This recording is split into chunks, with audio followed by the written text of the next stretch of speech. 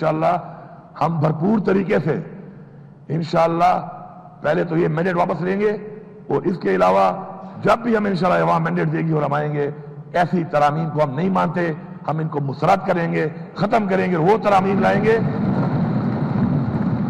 हम वो तरामीम लाएंगे कि जिन तरामीम से इस कौम को फायदा हो, इस मुल्क की अवाम को फायदा हो, इदारों की मजबूती हो, बजाय इदारों को कमजोर करने के, अपने नीचे लाने के। साथ साथ जनाब स्पीकर मैं ये बताना चाहूं कि हमारी एक नजरिए की जंग है। उस नजरिए की जंग में अगर कोई ये समझता है कि वो जोर से, जबरदस्ती से, जबर से हमें पीछे हटा लेगा, तो कुछ लोग तो कमजोर होंगे। और मुझे आज बरबला मैं कह रहा हूं कि अल्लाह का शुक्र अदा करना चाहिए कि मुश्किल वक्त आया हमारे ऊपर, हमारी पार्टी के ऊपर। हमें पता चल गया कि कौन क्या था, हमें पता चल गया कि कौन जमीन फरोश था, कौन गद्दार था, कौन बुज़दिल था, और कौन वो लोग थे कि जो नजरिए के लिए खड़े हैं और इंशाअल्लाह खड़े रहेंगे।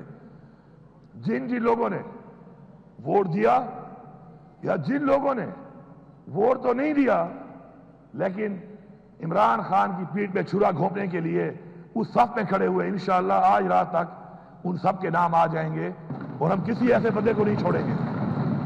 इस पार्टी में किसी ऐसे बंदे की गुंजाइश नहीं है कि जो नजरिए से हटकर कोई बहाना बनाए, जमीन फरोशी पैसों पे करे या बुज़दिली से करे।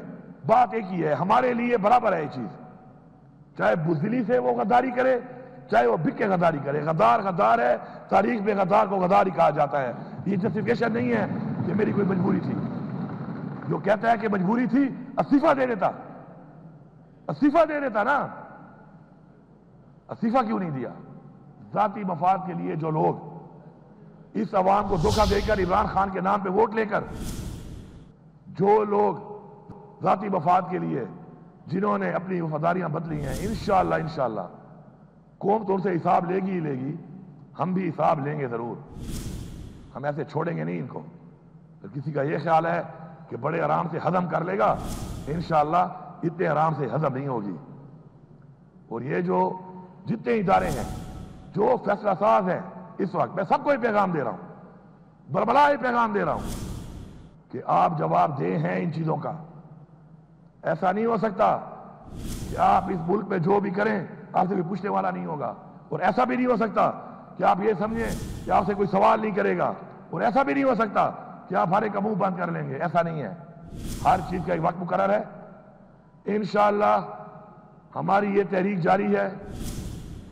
इस वक्त भी हमारा लीडर इमरान खान बेगुनाह जेल में है।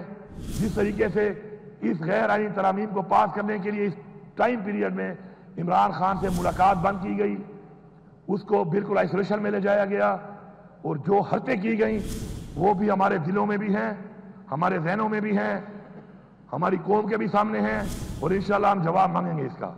इसी तरह बहुत बड़ी बड़ी हमने तकरीरें सुनी यहाँ पे कि जी माएँ और बहनें साझी होती हैं।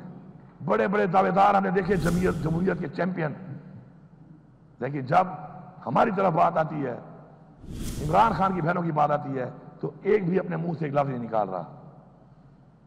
ये दोहरा मयार अवाम के सामने आ चुका है। इस वक्त भी हमारे दो पार्लियामेंटेरियन प्रोडक्शन ऑर्डर के बावजूद, एक तो बेगुनाह है, कैद किया हुआ है, प्रोडक्शन ऑर्डर के बावजूद आज इजलास में मौजूद नहीं है। आखिर किस बुनियाद पर हमारा एक कैबिनेट मेंबर लियाकत खान और एक अनवरजेब खान, हमारा पार्लियामेंटेरियन, प्रोडक्शन ऑर्डर के बावजूद नहीं आ रहा इस इजलास में?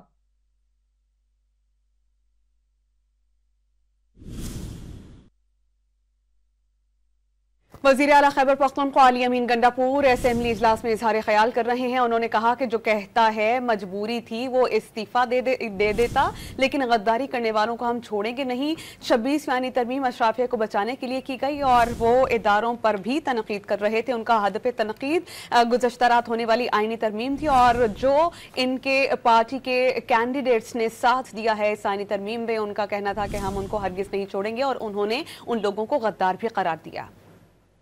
पहले भी गिरफ्तार किया गया, फिर गिरफ्तार किया हुआ है बगैर वजह के। ہمارے اس وقت ورکرز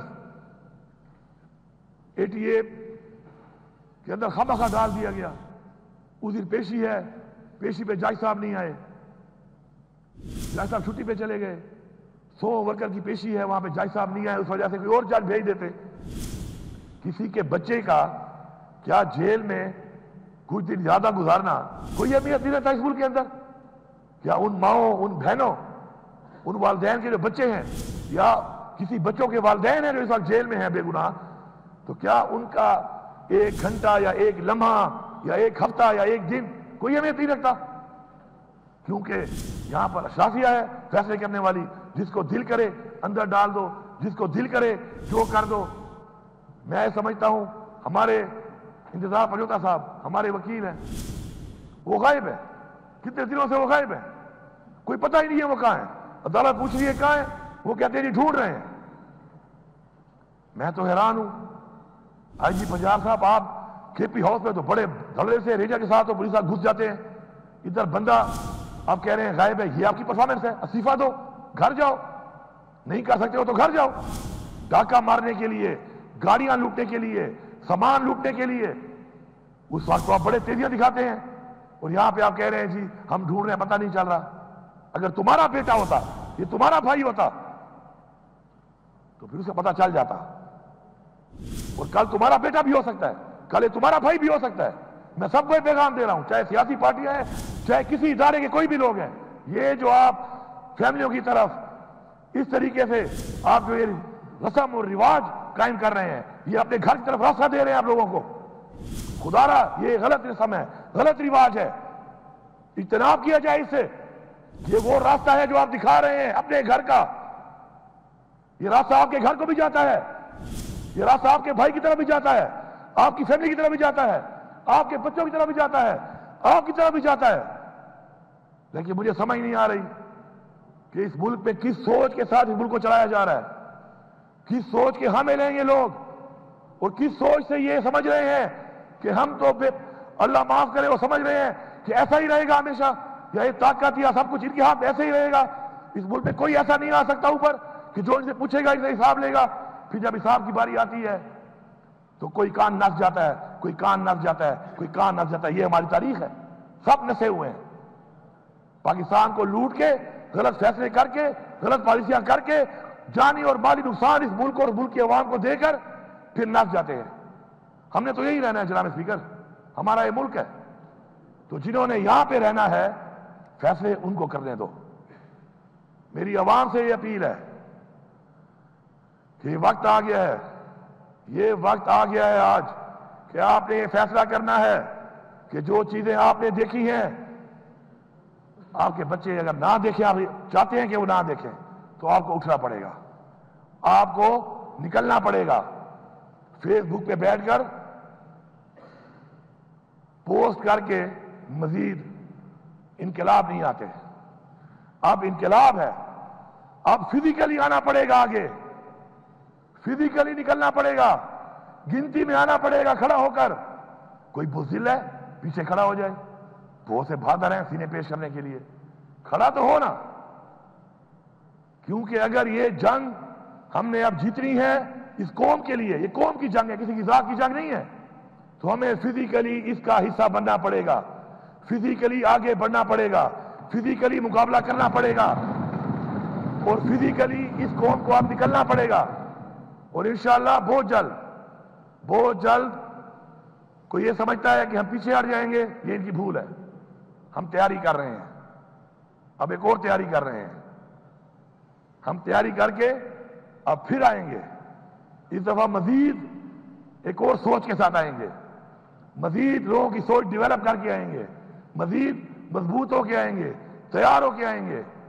اور جب تک ہم اس قوم کی جنگ, حقیقی آزادی کی جنگ میں فتح حاصل نہیں کرتے, ہم وہ پشتوں میں کہتے ہیں نا, یا با سر ماتا ہو یا با غر ماتا ہو, یا ہم اپنے سر توڑوائیں گے, اور یا ہم یہ غرور کا پہاڑ ہم توڑیں گے انشاءاللہ. اور ہمیں اللہ پہ یقین ہے, ہمارا ایمان ہے کہ اللہ الحق ہے, حق کا ساتھ دیتا ہے. تکلیفات بھی آتی ہیں, کوشش کرنی چاہیے انشاءاللہ, ہماری کوشش جاری ہے. میں یہاں پارٹی سے غداری کرنے والوں کو چھوڑیں گے نہیں، جو کہتا تھا مجبوری تھی اسے استعفیٰ دے دینا چاہا گورنر خیبر پختونخوا علی امین گنڈا پور. فلور آف دا ہاؤس اظہار خیال